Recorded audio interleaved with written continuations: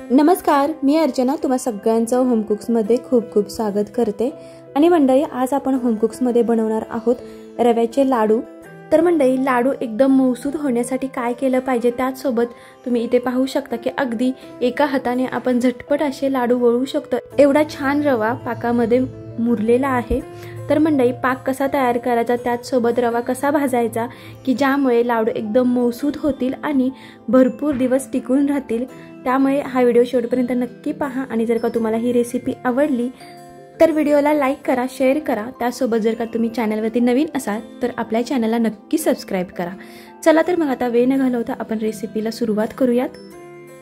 या ठिकाणी रवा भाजण्यासाठी मी जाड बुडाची कढई घेतलेली आहे आणि कढई एकदम कडकडीत गरम करून घ्यायची आहे। आणि कढई गरम झाल्यानंतर सुरुवातीला कढईमध्ये घालायचं आहे तूप। तर हे घरी बनवलेलं साजूक तूप आहे। तर मंडळी, इथे मी अख्खी वाटी भरून तूप घेतलेलं आहे आणि तुम्ही इथे पाहू शकता की पूर्णपणे हे घट्ट पण नाही किंवा पातळ नाही, मीडियम कन्सिस्टन्सीचं इथे मी तूप वापरलेलं आहे। तर इथे जेवढे एक वाटी तूप घेतलेलं आहे त्यामधलं मी 4 चमचे एवढं तूप इथे सुरुवातीला मी वापरलेलं आहे। तूप वितळल्यानंतर यामध्ये घालायचा आहे रवा। तर इथे मी एकदम बारीक रवा असतो तो घेतलेला आहे। तर रवा एकूण मी 4 वाटी घेतलेले आहे, म्हणजे 1 वाटी मी तूप घेतलंय तर 4 वाटी इथे रवा वापरायचा आहे। या ठिकाणी तुम्ही जाडसर रवा जर का असेल तर मिक्सरला बारीक करून घेऊ शकता, पण इथे मी लाडू करण्यासाठी एकदम बारीक रवा असतो ना तो वापरलेला आहे। जेव्हा आपण एकदम बारीक रवा वापरतो तेव्हा लाडू एकदम मऊसूद होतात, त्याचसोबत जेव्हा आपण खातो तर तोंडामध्ये करकरीत असे लागत नाहीत, एकदम तोंडात टाकताच विरघळतात। त्यामुळे मी एकदम बारीक रवा वापरलेला आहे। आता इथे सुरुवातीला जे तूप घातलेलं आहे त्यामध्ये रवा घालून एकदम मिक्स करून घ्यायचा आहे, ज्यामुळे तूप सगळं या रव्यामध्ये व्यवस्थित मिक्स होईल। तर सुरुवातीला 1-2-3 मिनिट असं आपण मीडियम गॅसवरती सतत हलवत रवा परतून घ्यायचा आहे। तर मंडळी, रव्याचे लाडू करत असताना गॅस अजिबात हाय करायचा नाही, एकदम मीडियम गॅसवरतीच रवा सतत हलवतच भाजायचा आहे। जर का तुम्ही एकदम हाय गॅस केला तर रवा पटकन भाजला जातो आणि भाजल्यानंतर तो असा एकदम करकरीत लागतो, तो मऊसूद असा भाजला जात नाही। त्यामुळे मऊसूद रवा भाजायचा असेल तर रवा हा मीडियम गॅसवरतीच भाजायचा आहे। आता या ठिकाणी सुरुवातीला जे तूप वापरलं होतं ते पूर्णपणे या रव्यामध्ये मिक्स झालेलं आहे। आता आपण इथे अजून तूप वापरायचं आहे। इथे पुन्हा मी मोठे 2 चमचा एवढं तूप घातलेलं आहे। आता हे तूप घातल्यानंतर पुन्हा या रव्यामध्ये व्यवस्थित मिक्स करायचं आहे। तर असं थोडं करून आपण तूप वापरायचं आहे। तर मंडळी, सगळंच तूप आपण रवा भाजण्यासाठी वापरायचं नाही, अगदी 3 ते 4 चमचा तूप तसंच बाजूला ठेवून द्यायचं आहे आणि ते आपण अगदी शेवटी वापरायचं आहे। आणि ते कधी वापरायचं आहे हे सुद्धा मी तुम्हाला या व्हिडिओच्या शेवटी सांगणार आहे, त्यामुळे तुम्ही व्हिडिओ शेवटपर्यंत नक्की पहा। तर इथे रवा तुपामध्ये एकसारखा मिक्स झालेला आहे। आणि मंडळी, इथे तुमच्या लक्षात आलंच असेल की जेव्हा आपण रवा भाजायला घेतला होता तेव्हा त्याचा रंग पूर्णपणे सफेद दिसत होता, पांढरा दिसत होता। आता याचा रंग हळूहळू बदलायला लागलेला आहे आणि हळूहळू बदामी रंगावरती रवा भाजला जातोय। तर मंडळी, इथे आपल्याला एकदमच डार्क बदामी रंग करायचा नाही, तर हलका आपल्याला सोनेरी असा रंग यामध्ये आणू द्यायचा आहे। तर साधारण 10 मिनिट मीडियम गॅसवरती रवा भाजल्यानंतर इथे पुन्हा एकदा आपण 1 चमचा तूप घालायचा आहे आणि यामध्ये आपल्याला जे ड्रायफ्रूट घालायचे आहेत ते घालून घ्यायचे आहेत।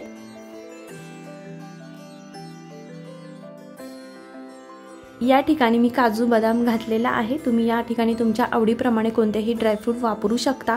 आणि त्यानंतर ते व्यवस्थित यामध्ये मिक्स करून घ्यायचे आहेत।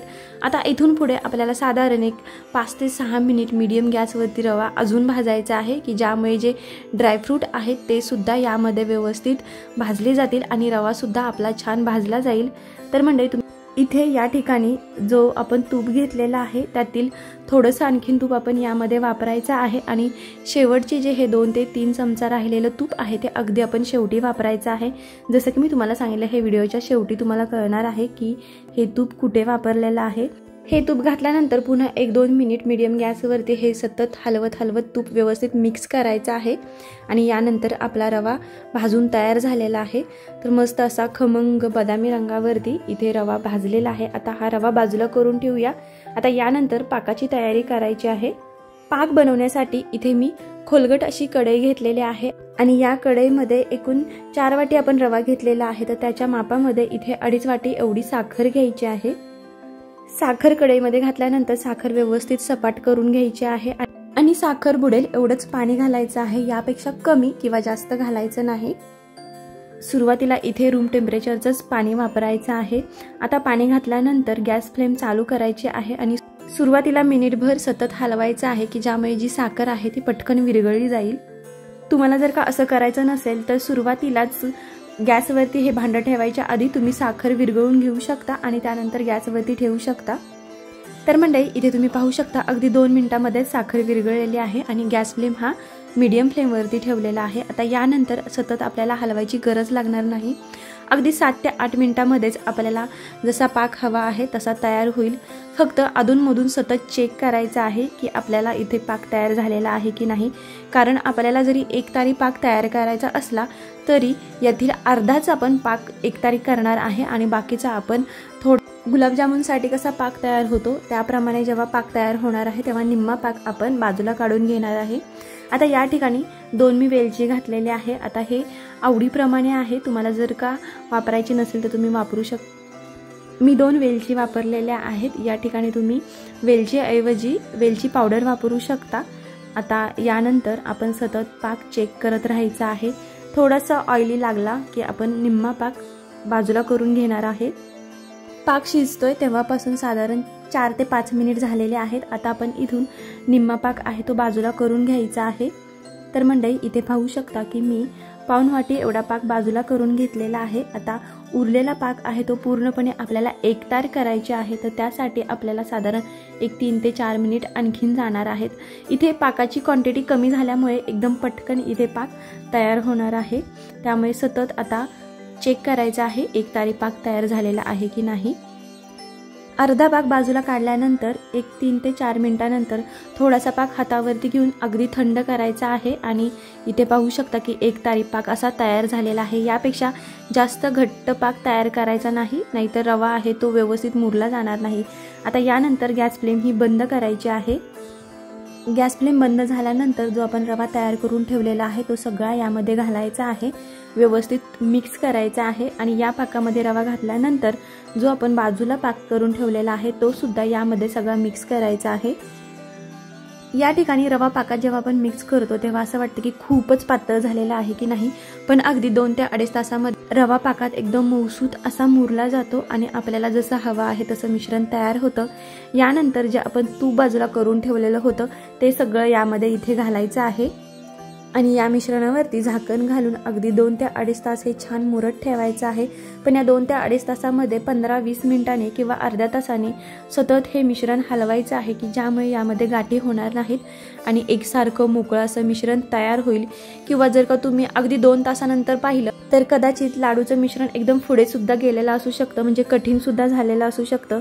त्यामुळे अगदीच अधूनमधून आपण हलवलं तर आपल्या लक्षात पण येईल एकदम छान मऊ झालेला आहे की नाही आणि एकदम छान असे लाडू वळता येतील। तर मंडळी इथे आपल्याला जसं हवं आहे तसं मिश्रण तयार झालेलं आहे।